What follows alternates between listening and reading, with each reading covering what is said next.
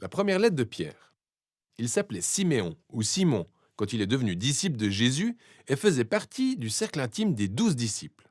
Après avoir donné la révélation que Jésus était le Messie, Jésus l'a renommé Képhas, le roc en araméen, traduit plus tard en grec, Pétros ou Pierre.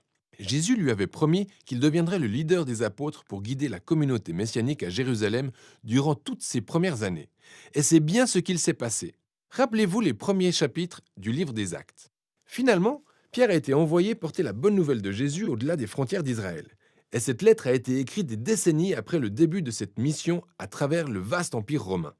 Nous découvrons à la fin de cette lettre que Pierre trouve à Rome, qu'il appelle Babylone, et nous apprenons, par la même occasion, qu'il a en réalité fait rédiger cette lettre par un de ses collaborateurs nommé Sylvain.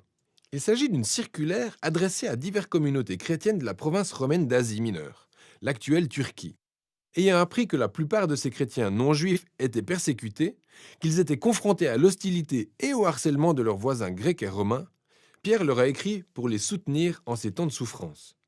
Ce qui explique la structure de la lettre et ses thèmes principaux.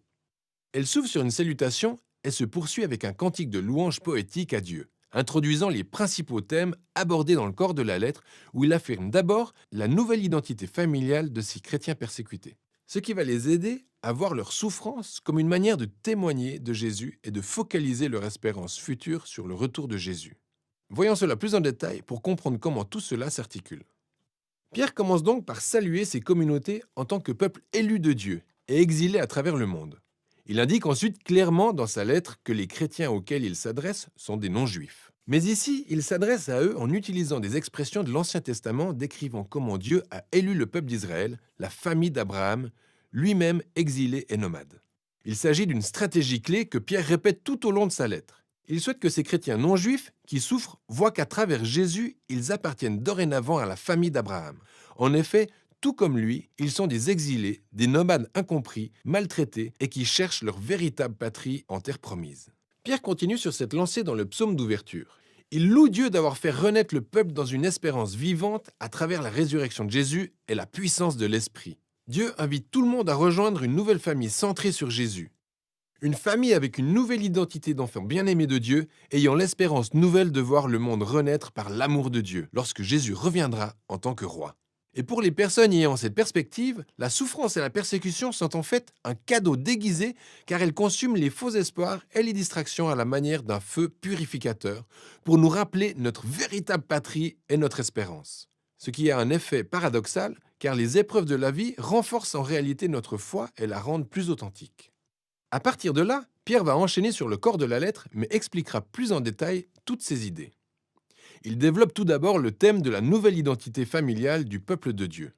Il va jusqu'à s'appuyer davantage sur des références clés de l'Ancien Testament relatives à la famille d'Israël et les appliquer à ces chrétiens non-juifs. Ainsi, tout comme les Israélites qui ont quitté l'Égypte, eux aussi doivent se ceindre les reins et oublier leur ancien mode de vie pour s'engager sur la voie d'un nouvel avenir. À présent, ils sont le peuple saint de Dieu, parcourant le désert.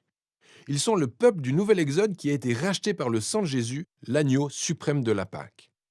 Ils sont le peuple de la nouvelle alliance, ceux qui ont enfoui la parole de Dieu au plus profond de leur être, purifiant leur cœur et renouvelant leur intelligence. Ils sont le nouveau temple, construit sur les fondations de Jésus lui-même. Et ils constituent le nouveau royaume des sacrificateurs qui servent Dieu comme ses représentants auprès des nations. En appliquant toutes ces saisissantes références à ces chrétiens non-juifs persécutés, Pierre intègre leur souffrance à une toute nouvelle histoire, ce qui conduit à la section suivante. Leur persécution peut en fait aider à clarifier leur mission dans le monde pour témoigner de la miséricorde de Dieu parmi les nations.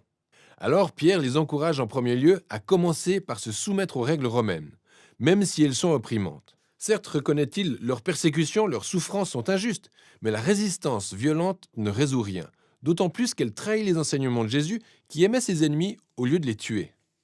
Pierre met ensuite en lumière la situation particulièrement difficile dans laquelle se trouvent les épouses et les esclaves chrétiens vivant dans des ménages romains où le père de famille n'est pas disciple de Jésus. Le problème qui se posait est que toutes les personnes du foyer étaient censées se soumettre et vénérer le Dieu du père de la famille. Pierre est donc conscient que prêter fidélité à Jésus provoquera des tensions.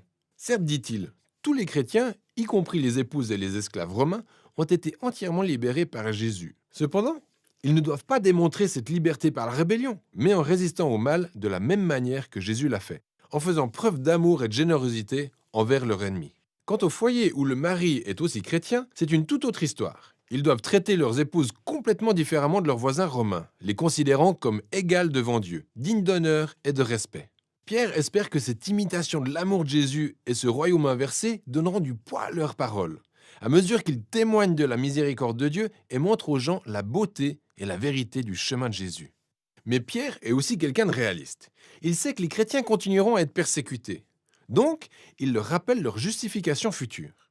Il rappelle comment Jésus lui-même a été injustement persécuté et assassiné par des autorités humaines corrompues, mais qu'en réalité, il mourait pour le péché de ses ennemis. Et que par la suite, il a été justifié et ressuscité par le Saint-Esprit. À présent, Jésus est le roi glorifié de toutes les autorités humaines et spirituelles. Pierre montre ensuite comment le baptême implique la justification des disciples de Jésus. Comme Noé, ils ont été sauvés des eaux, pas comme un rituel magique, mais par un symbole sacré illustrant leur transformation de cœur, leur désir de s'identifier à Jésus dans sa mort et sa résurrection. Et donc, même s'ils étaient assassinés pour avoir suivi Jésus, leur espérance resterait tournée vers leur justification et leur joie prochaine aux côtés de leur roi. Ce qui conduit Pierre vers le mouvement final. Il rappelle les paroles de Jésus selon lesquelles les disciples devraient être honorés et joyeux d'être persécutés comme il l'a été. Pierre appelle ensuite les responsables d'Église à veiller sur ces chrétiens qui souffrent et à être des leaders serviteurs comme Jésus l'a été avec ses disciples.